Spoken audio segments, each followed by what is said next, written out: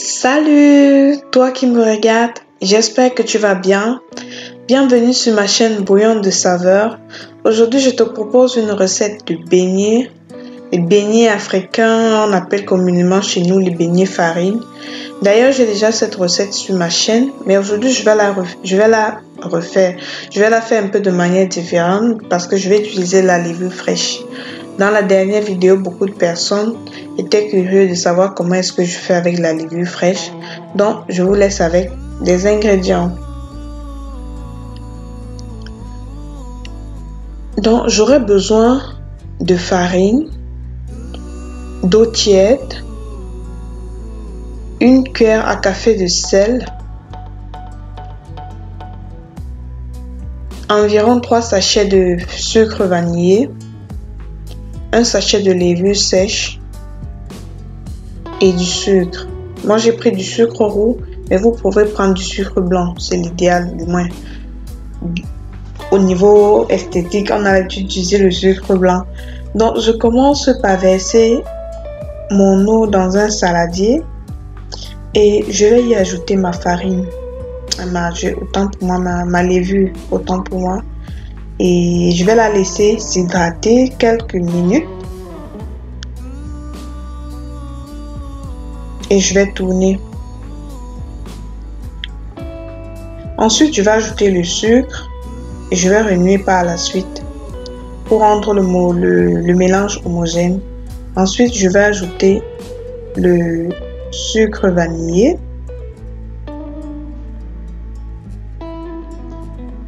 Et je vais mélanger jusqu'à ce que le sucre fonde complètement.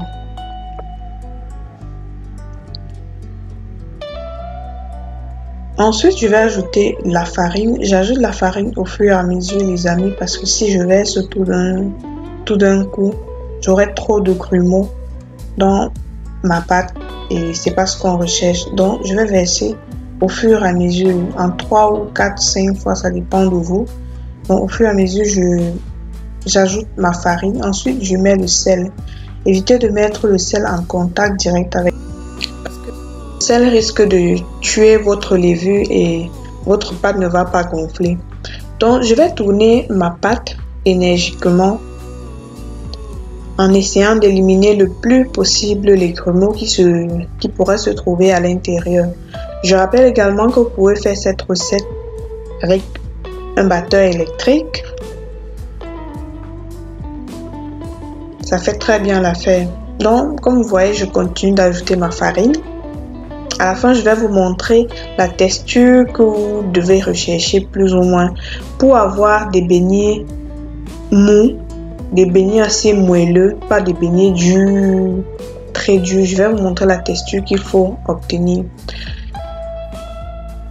Si c'est la première fois que tu arrives sur ma chaîne, je t'invite à cliquer sur le bouton s'abonner et surtout d'activer la cloche de notification pour être alerté chaque fois que je publie une nouvelle vidéo. Je publie plusieurs fois par semaine et je te garantis que sur cette chaîne, tu auras un contenu riche en qualité. Donc, on continue avec notre pâte, les amis. On continue de pétrir.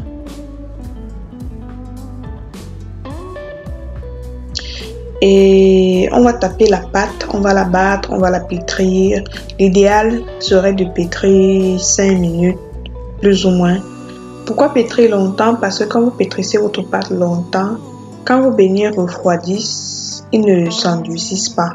Ils gardent ce côté moelleux, ce côté tendre là. Donc c'est pour ça qu'il est important de bien pétrir la pâte.